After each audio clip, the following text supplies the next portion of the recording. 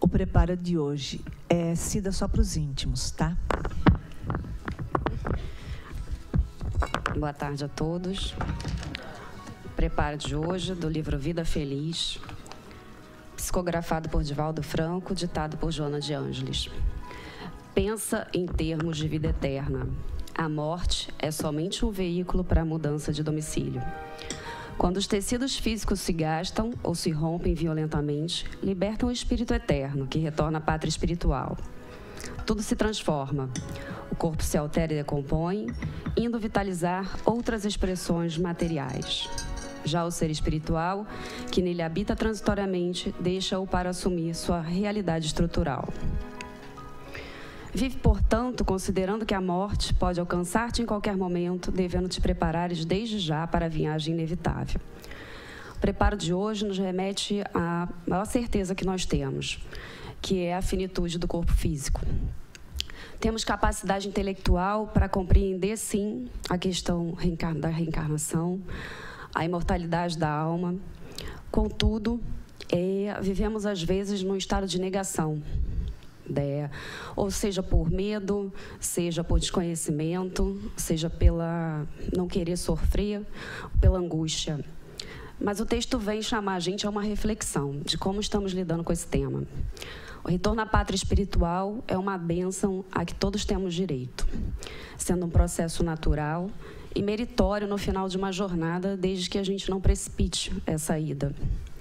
É parte de um plano de desenvolvimento, como nascer, o crescer, o envelhecimento, e até chegarmos ao desencarne. Essa transformação é condição para a nossa evolução. A matéria se decompõe, mas quem somos, enquanto criaturas divinas, nunca. A vida transcende os planos, é eterna e nunca acaba. É preciso acreditar nisso. Qual é o valor que temos dado à matéria? O processo de desprendimento do corpo material será sempre menos angustiante para o espírito, ainda que quando encarnados entendamos que os bens materiais devem ser os suficientes, que devemos ter equilíbrio neles. Assim, o corpo consegue mais facilmente alçar a libertação e a sensação de leveza que esse desprendimento todo promete. Fica uma sugestão, em momentos de dúvida, em momentos de atribulação, você pare e pense, o que eu faria se eu fosse morrer hoje ou amanhã? Provavelmente, acho que a maioria de nós se remeteria imediatamente aos laços afetivos, que é o que realmente importa. Não pensaríamos no trabalho que deixamos de fazer, na festa que não fomos, no carro que não compramos, e sim naqueles laços, o nosso amor. Por quê? Porque essa é a nossa essência, é a nossa alma, é o que realmente nos faz pessoas. Siddhartha Gautama reflexiona sobre a morte e pergunta aos seus discípulos o que é a morte, o que é o oposto da morte. E eles respondem que é a vida. E ele diz que não, que é o renascimento, porque a vida sempre se vive, a vida sempre se está nela, seja andando pelo corpo físico ou fora dele. E eu vou terminar aqui só com um trecho de uma música tão inspiradora que a gente ouve muito hoje em dia. A vida é trem-bala, parceiro, e a gente é só passageiro, prestes a partir. Boa palestra a todos.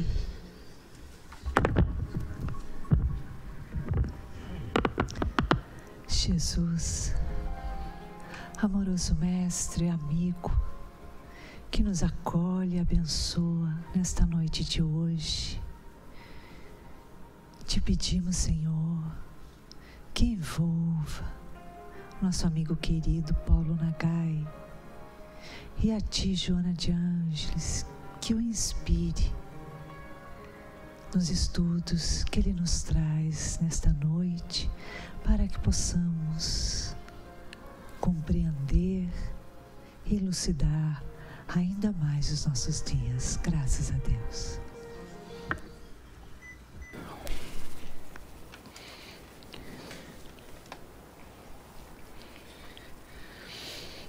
Uma boa noite a todos. Que Jesus possa nos abençoar mais essa noite de estudos. Nós vamos hoje ter como assunto para nós meditarmos o capítulo 2 do Evangelho segundo o Espiritismo, Meu Reino Não É Desse Mundo. E o tópico escolhido para nós estudarmos hoje é a realeza de Jesus. Para que a gente até fique com a noção da base desses pensamentos dos Espíritos, eu vou ler a citação de Jesus que está em João 18, versículos 33, 36 e 37, que é a base até do título do capítulo, que diz o seguinte: Pilatos, tornando a entrar no palácio e fazendo vir Jesus à sua presença, perguntou-lhe: Tu és o rei dos judeus? Respondeu-lhe Jesus: Meu reino não é deste mundo. Se o meu reino fosse desse mundo, minha gente teria combatido para impedir que eu caísse nas mãos dos judeus, mas o meu reino não é aqui. Pilatos então pergunta: Logo tu és rei? Jesus responde: Tu dizes, sou rei. E, para complementar, ele fala: Nasci e vim a esse mundo para dar testemunho da verdade. Todo aquele que pertence à verdade ouve a minha voz. E, partindo dessa citação, tem vários comentários aqui. 2 primeiros são de Kardec, um é Vida Futura e o outro justamente a realeza de Jesus.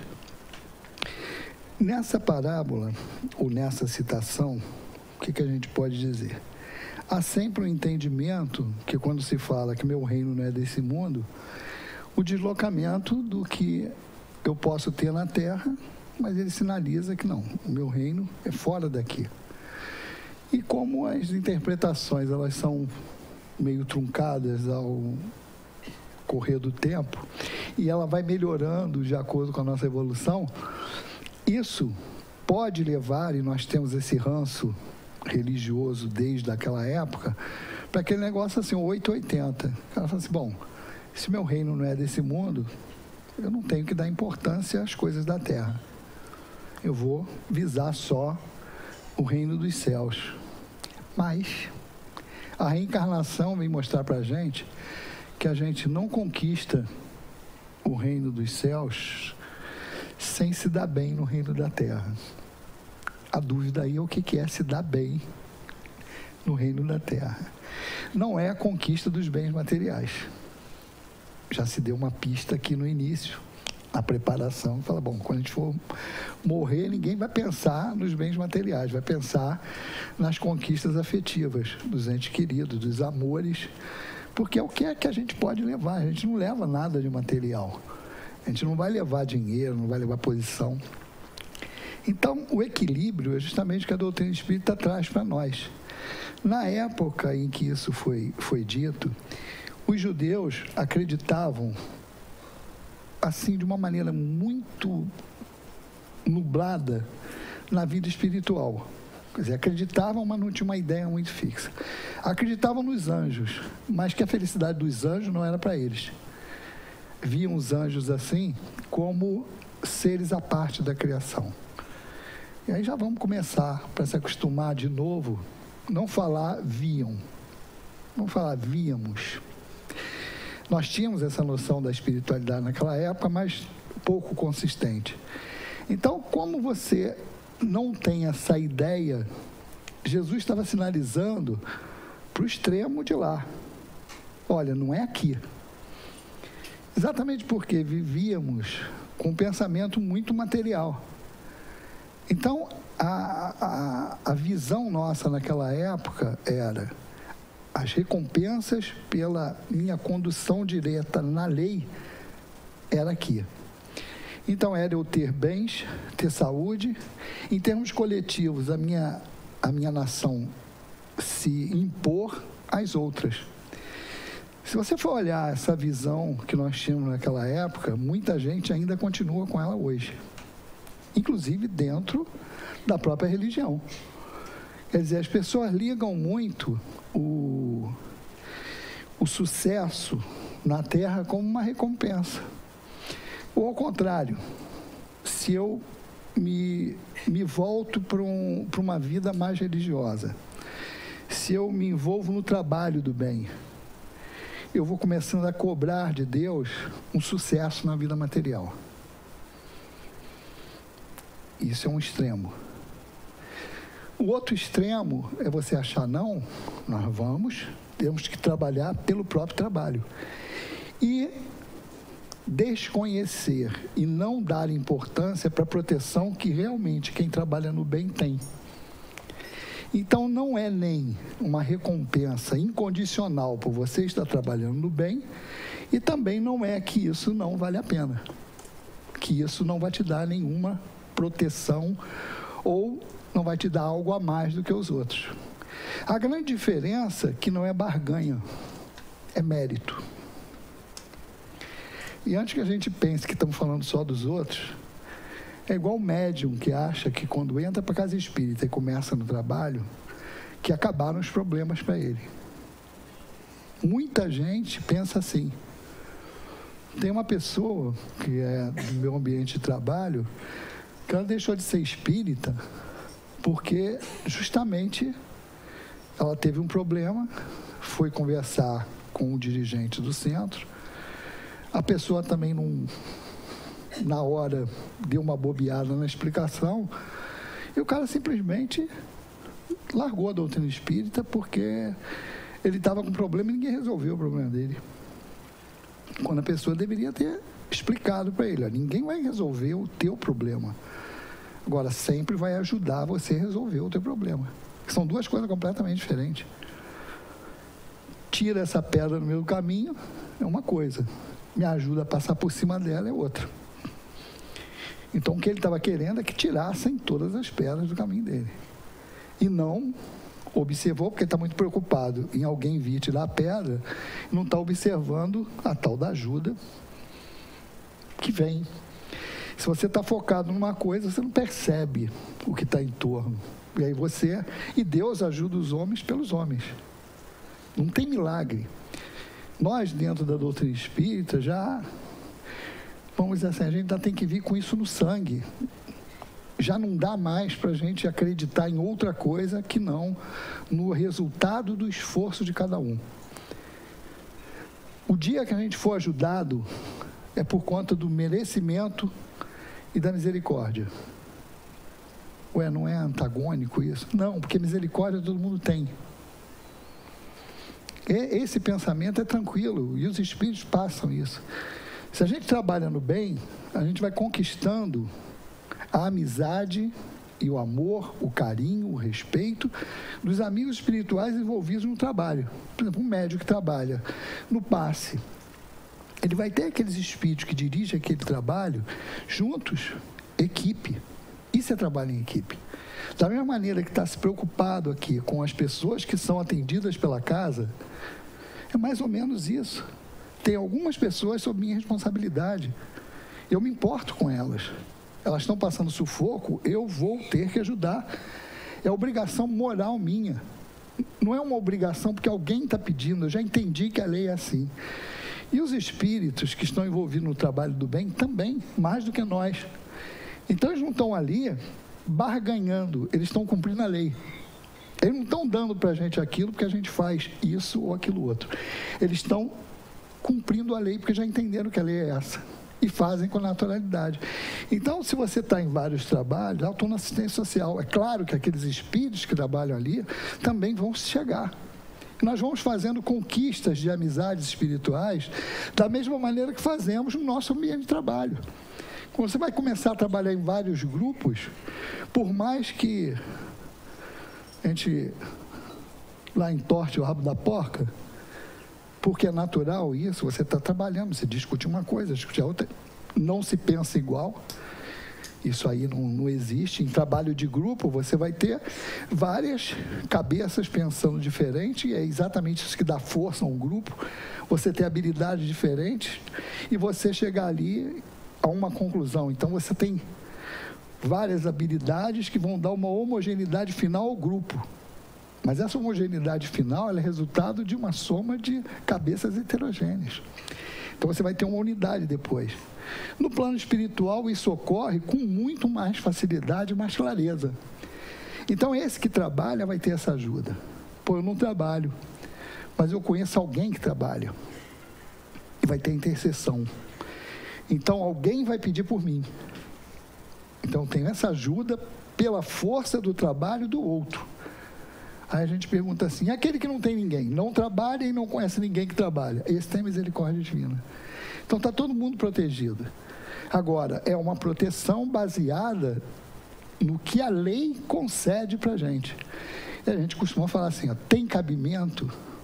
Se tiver cabimento, acontece. O que é ter cabimento? Está de acordo com as leis ou vou derrogar alguma coisa? Porque tem pontos, por exemplo, doenças. Se eu tenho uma doença kármica no sentido, fruto da lei de ação e reação, por algum desequilíbrio meu, eu forcei uma doença perispiritual, eclode no corpo físico, o caminho ela sair, para expurgar, estou espiando. Essa doença, ninguém vai curar. Às vezes, a cura dessa doença é a morte. Por quê? Troquei uniforme roto. O soldado sai limpo. Então, ninguém pode, por isso que a gente não pode prometer a cura. Porque não existe essa promessa de cura. Existe promessa de sempre a espiritualidade trabalhar para o equilíbrio orgânico. A cura é de cada um. Porque nós estamos nos referindo ao reino que não é desse mundo. Desse mundo é a cura do corpo. Mas Jesus era o quê? O médico das almas. Então o objetivo é curar a alma. E às vezes para curar a alma, o corpo puxa todo aquele desequilíbrio e é aí que, como a gente vai ver lá nas obras básicas, com os espíritos de Kardec desenvolvendo. Aí o corpo funciona como um mata-borrão do espírito. Ele está sugando aquilo ali, a gente deixa aquele desequilíbrio, aquela mazela e sai limpo daquilo. Porque são vários pontos. Então você vê, toda essa vivência que nós, espíritas, temos condições de ter uma visão mais ampla, ela, mesmo assim, a gente não consegue ainda praticar ela 100%. Porque ainda tem esses resíduos. Do médium, ainda mesmo sem sentir, está barganhando com a divindade. Por quê? Porque isso é milenar. Desde aquela época, a gente enxerga o retorno de Deus e da divindade, da lei de Deus, para aquilo que a gente está fazendo de correto, como sendo uma resposta referente ao reino da terra. Então, essa é uma visão. A outra visão é aquela que também é distorcida e vai para o outro lado, que é quando a gente perde a razão. E aí o fanatismo. Quando a gente olha qualquer coisa com paixão. Aí a definição que os espíritos colocam. Paixão é o excesso que se acresce a qualquer coisa, qualquer sentimento. Então, quando você tem um excesso de paixão religiosa, é fanatismo. E por aí vai. É isso que distorce. Então, vai ter gente que vai falar assim, não quero saber nada da terra. Aí quer viver na terra como se estivesse no céu. E vai querendo ter atitudes de santo sem ser santo. Aí, meu amigo, tem uma distorção muito grande daquilo que você pode ser aqui e daquilo que você almeja ser no futuro. Nem é eu renegar a vida que eu tenho aqui material e nem dar importância demasiada às coisas materiais. Por isso o equilíbrio. Então a importância de Jesus, naquela época, sinalizar a vida futura, era para começar a dizer para nós assim, olha pessoal, não é só isso aqui. Estava começando a preparar a gente para não ficar querendo recompensas na terra. E se nós formos ver várias pregações de Jesus, ele cita isso. Está querendo aplauso? Está querendo benefício? Não, tu já procurou o aplauso na terra, tu já tem. Quando chegar no reino dos céus, não vai ter isso. Então, a sinalização da vida futura, e é isso, por isso, antes da realeza de Jesus, tem o tópico da vida futura, porque Kardec desenvolve e fala assim, ó, o que Jesus estava sinalizando ali era exatamente a vida futura. Para nós entendermos, ó, tem algo a mais que isso aqui. Vamos trazer para o dia de hoje. Que a gente já falou que nós, mesmo dentro da casa espírita, ainda por ranço desse hábito, a gente tem que entender isso também, para a gente não sair daqui deprimido. Porque a doutrina espírita, ela é muito clara para a gente. Inclusive, é clara demais, às vezes, no sentido assim, de trazer para nós a responsabilidade de tudo que a gente tem, faz e recebe. Só que, ao lado dessa responsabilidade, essa visão de responsabilidade, a gente tem que ter uma ideia também do amar a si mesmo e se perdoar.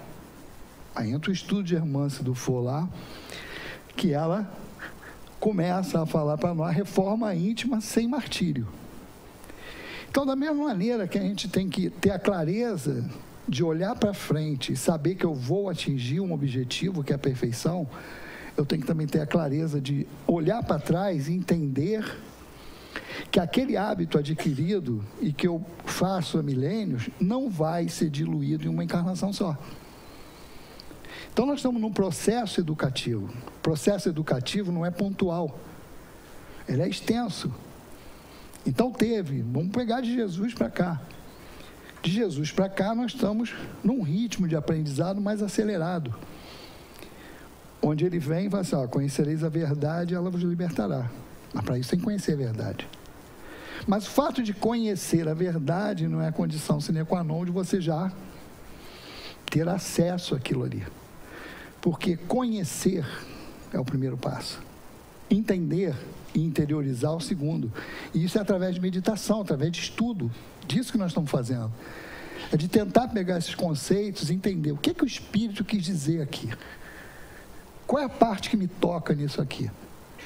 Se ele está sinalizando a vida futura, e se ele está com equilíbrio também, porque você vê, tem um outro tópico abaixo, que é a realeza terrestre, onde tem o depoimento nas instruções dos Espíritos, tem uma rainha, foi rainha na Terra, e ela coloca ali o porquê dos problemas dela. É porque ela vivenciou aquilo ali como se fosse tudo.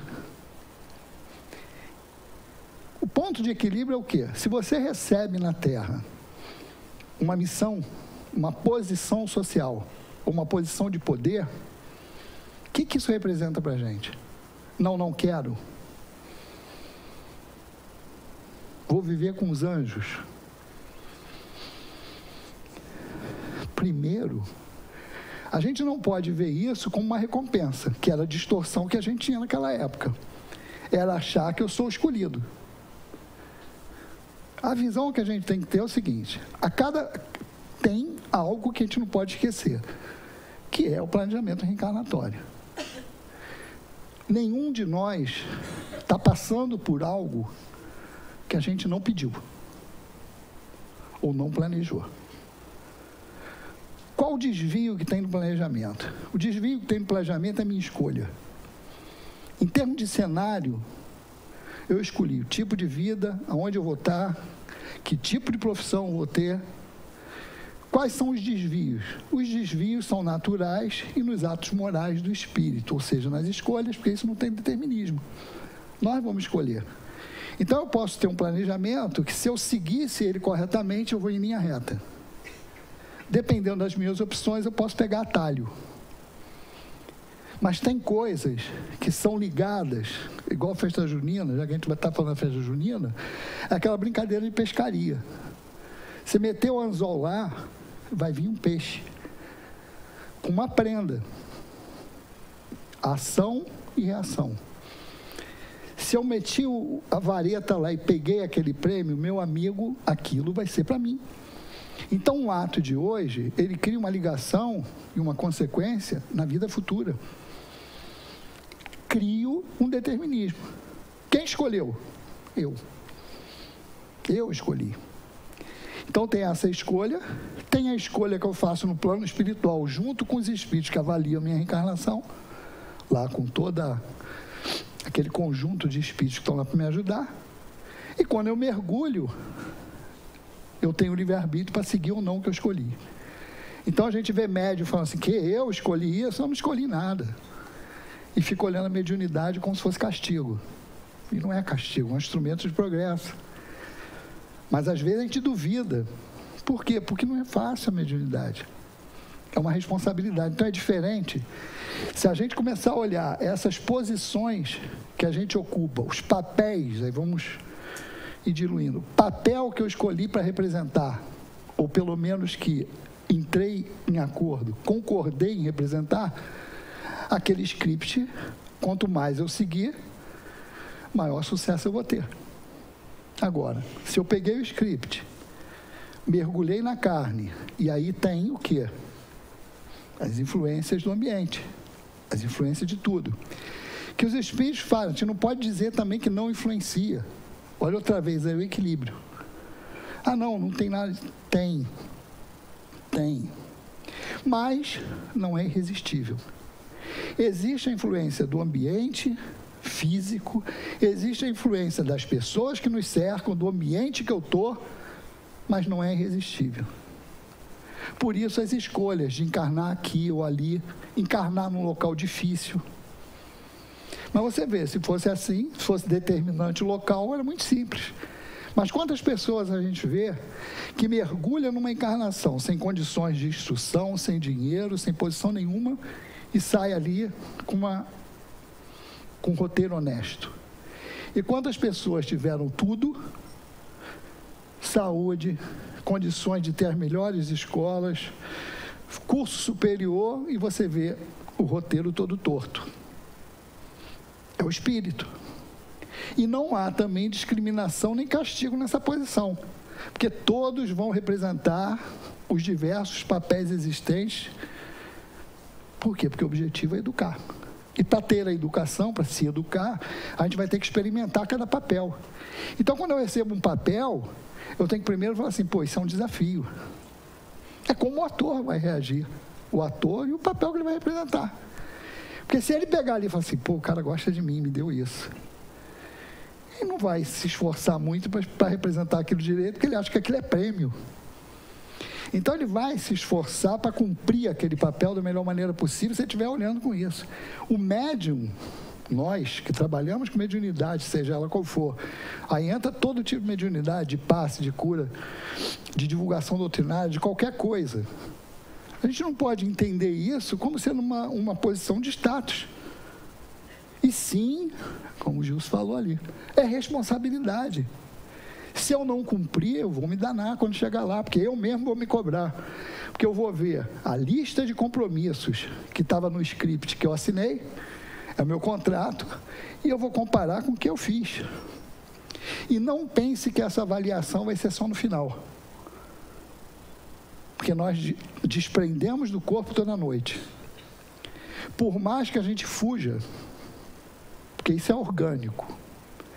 Quem não sabe disso já não tem mais desculpa de saber. Olha, desdobramento é mediúnico.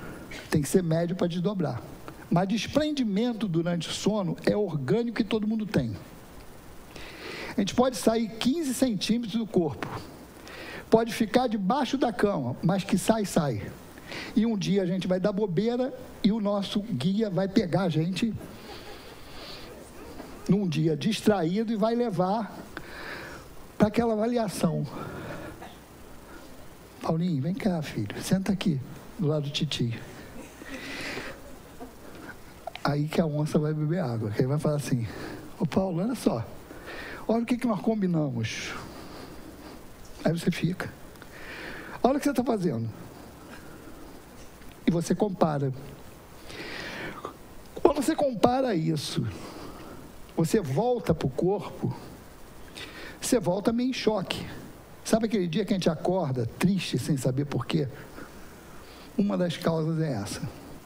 Tem outras que eu, por exemplo, eu dormia impressionado com alguma coisa, dormi preocupado com algum ato da vida de relação e tal, e eu não tenho um sono bom. Várias coisas, mas uma delas é essa, e isso pode ser até causa de depressão. Isso é informação de Inácio Bittencourt lá, que é o nosso patrono lá do Medicina Espiritual, que ele uma vez ele falou para a gente, que a gente estava estudando a depressão, ele falou assim, olha, uma das causas é até o próprio espírito, ele reconhecer que não está fazendo aquilo que ele como espírito programou em fazer, porque uma coisa é você fora da carne, outra coisa é você na carne. Então essa importância é grande. E a gente às vezes não valoriza isso E a gente tem naquele livro, meu Deus do céu, eu vou falar os personagens, vocês vão falar, vocês vão lembrar do livro. Pollux e Alcione. Renúncia. Vocês lembram o que ela queria fazer, o que o mentor dela falou? Pollux encarnou, ela falou assim, vou atrás, era um ente querido dela, ela queria ajudá-lo. O mentor falou assim, olha, não vai. Ela já não tinha necessidade mais de voltar. Olha o que ele fala para ela. Você vai estar em contato com forças que você ainda não está preparada para encarar. O que quer dizer isso? É porque encarnar é difícil. Você sai de uma condição solta, numa condição consciencial maior, porque você está com a visão geral, e você vai se enquadrar naquele personagem. Ou seja, restrição. Restrição de tudo. E você vai sofrer na vida de encarnado as imposições que a vida de encarnado lhe dá. Sustentar, cuidar da saúde. Você tem que cuidar, se manter vivo é a primeira coisa, é o instinto de conservação. E mais do que isso, a vida social, o trabalho, tudo que você tem que fazer, família. E você está preocupado com isso. Uma coisa é você ser honesto sem estar pressionado com gente morrendo de fome em casa. Às vezes a gente não pensa nisso e é difícil. Porque você vem com todas as propostas do bem. Você vem com tudo armado para fazer o correto aqui. Começam as dificuldades. É como uma pergunta que às vezes a gente faz para os outros. Você, se estivesse lá, você meteria a mão na grana? Tranquilo, sem pensar. Muita gente responde assim. E não é julgamento isso que a gente quer fazer, não. A gente está chamando a atenção para uma coisa que é a condição que você está naquele momento. A gente pode falar que resistiria? Dependendo da condição de cada um, a gente não pode. Por isso que Jesus, quando falou, tire a primeira pedra, primeiro, aquele que estiver sem pecado. E outra coisa, que você não está na situação, você tem que se colocar no lugar do outro, para você saber, naquela situação. Por isso que a encarnação é difícil. Então você não pode nem desdenhar da encarnação e nem valorizar muito. Por isso, o meu reino não é desse mundo, mas na terra, e aí vem o comentário dos Espíritos, Jesus também foi rei na terra. Até hoje, Jesus é respeitado. Mas por quê? Foi por imposição? Foi por conquista no poder? Não, pelo que ele é. E a visão que o Espiritismo dá para nós, ele mostra que realmente Jesus até hoje, ele é o exemplo para nós. E é um espírito que você vê nesses milênios. A nossa visão de Jesus mudou muito. Ou pelo menos deveria ter mudado. Porque nós entendíamos Jesus como o filho predileto de Deus, que veio aqui e fez um monte de milagre. Qual a visão que a gente tem de Jesus hoje? Primeiro, que ele não é o filho predileto. Segundo, ele também não é Deus, que a gente já confundiu ele com Deus. Igual a Jesus, tem um monte. Alguém tem dúvida disso? Leitura de casa, A Caminho da Luz. Só isso. Ler A Caminho da Luz é a visão que o espírita tem que ter de Jesus. Não é um espírito que se restringiu a uma pregação de 3 anos, ou uma vida de 33. Jesus estava junto da gente, antes da gente nascer, como espíritos, porque ele criou o planeta. Criou aí, entre aspas, co-criador em plano maior. Espíritos, ele, mais um monte, pegando aquela criação, porque a criação primária é só de Deus. Mas aquela bola em ignição, quem formatou o cenário foi Jesus e esses espíritos perfeitos que estavam com ele. Isso quer dizer muita coisa para a gente. Ele não caiu de paraquedas, como a gente diria hoje. Ele preparou o planeta, o educandário de almas, acompanhou isso tudo. E depois de muito tempo, ele teve a coragem e a confiança, porque coragem está baseada em alguma coisa. Tem gente que é corajoso porque é maluco. Né? Aquele negócio de criança que vê super-homem, então acha que vai entrar na frente do trem e não vai acontecer nada. O trem vai amassar e ele vai segurar o trem. Quer dizer, tem alguma coragem. E tem até aquela que o cara é corajoso que não deu tempo de correr. Também tem isso. Mas o que a gente está falando, a coragem dele, baseada no conhecimento da vida futura e do que esperava ele. Ele veio sabendo que a gente não ia entender, mas veio na hora que a gente precisava de dar um upgrade naquele entendimento que a gente tinha da lei. Então ele trouxe uma lei de amor, ele mudou o disco. Tanto que é antes e depois de Cristo. Essa visão toda, e continua hoje comandando o planeta. Essa sinalização da vida futura é que tem que fazer a gente pensar. Pensar, trazer isso para a prática, não levar isso, ficar só no aspecto religioso ou místico. O que isso representa? Representa, na prática, vou dar só um exemplo, para a gente depois ir pensando outras coisas. Minha vida com meus filhos. Meus filhos são entregues para mim e eu tenho a responsabilidade de educar. Eu não posso só educar para esse mundo, mas tenho que educar para esse mundo. Então, eu vou obrigar a ir para o colégio? Vou. Eu vou obrigar a estudar? Vou. Mas vou ter que obrigar a ter uma educação religiosa. Isso a gente não faz.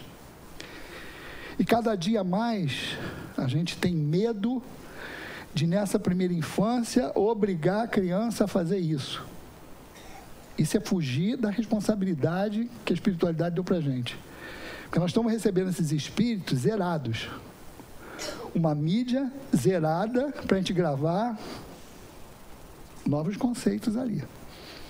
E se a gente vai deslocando a responsabilidade, terceirizando a responsabilidade, ou se omitindo na hora disso, quem vai responder é a gente. Então, o maior exemplo que eu posso dar agora de você dar o valor à vida futura, à vida do espírito e à vida terrestre, é você dar a mesma importância da educação das coisas da terra para as coisas do céu. E não achar que isso seja supérfluo ou que, não, quando crescer ele vai... Não. Desde pequeno, os nossos filhos têm que entender que são espíritos imortais. A gente tem que trazer para fazer isso que a gente está fazendo nas evangelizações infantis. Para quê? Para que eles comecem a mudar a cabeça. Até porque a geração que está vindo aí já está com isso engatilhado. Já está vindo preparadinho para nós ir acrescentando coisas. Ou seja, nós temos que dar referência. E nos exemplos, não adianta eu dizer para os meus filhos, teoricamente, que eu acredito na imortalidade da alma, e quando eu perco um ente querido, eu desabo de desespero. Não estou falando de tristeza. Tristeza pode ter. Também aí não é nem 8, nem 80, porque tem gente que não chora. E tem gente que cobra para o cara chorar. Como tem gente que cobra que espírita não deveria chorar. Nenhum nem outro. Chora quem sentir vontade de chorar, não chora quem não sentir. Agora, desespero não pode ter, por quê? O que eu estou mostrando quando eu me desespero? Que eu falo que acredito, mas que não vivo isso. Eu tenho que, nas conversas, uma coisa, e é efetivo isso, uma coisa que eu não esqueço, as minhas filhas nasceram, foram tudo evangelizadas desde a barriga. O resultado, o problema é delas agora. Tudo adulto. Mas eu lembro, com 4, 5 anos, elas conversando lá na grama, eu acho que era uma borboleta, era um inseto, alguma coisa que estava lá que morreu. Aí uma falou assim, morreu. Aí outra falou assim, não, desencarnou. Só o corpo que morreu. Pô, tu olha aqui, pô, é isso. Se nós olharmos isso, a vivência de tudo vai ser diferente. Você olhar uma tragédia, é diferente a leitura. Se você tem um entendimento, você vai assim, pô, morreu um monte de gente queimada. A maioria das pessoas que não tem essa vivência da vida futura, não está acabando, que não tem essa vivência da vida futura, olha com pena. Nós, se tivermos com isso no sangue, a gente vai olhar e vai começar assim, caramba, pagar um débito coletivo. Começa a prestar atenção nisso. Tu vai automaticamente analisando por outro ponto de vista. Por quê? Porque nós temos a certeza da vida futura. E creiam nisso. Quem trabalha com a desobsessão, com atendimento a desencarnado, vai entender muito bem o que eu estou falando. Isso é muito importante até depois da morte. Porque o sofrimento dos espíritos, sejam encarnados ou desencarnados, é exatamente, ela falou no início, não ver a luz no fim do túnel. Porque é um desespero. Se você está com problema e você não vê a solução, ou pelo menos você acredita que não tem solução, isso é desesperador.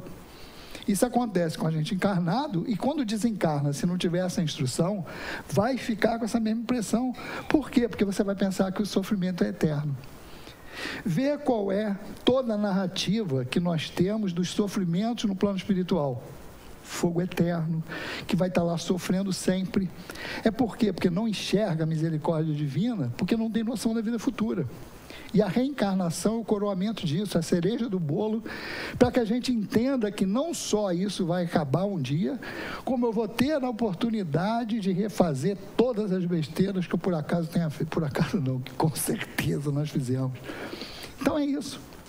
É ter essa ideia mais equilibrada e forçar, primeiro para nós, porque aí dos outros que nos cercam, isso vai ser consequência natural. Forçar essa vivência disso que a gente acredita. Porque, olha só, até isso, a felicidade para nós, dentro da doutrina espírita, é definida. No que diz respeito à vida material, é a posse do necessário. E no que diz respeito à vida espiritual, é a fé no futuro e a consciência tranquila. A fé no futuro é exatamente você ter essa visão, não só vai ver o túnel, como tudo quanto é luz disponível para nos guiar até chegar ao final dele. Que Jesus nos abençoe.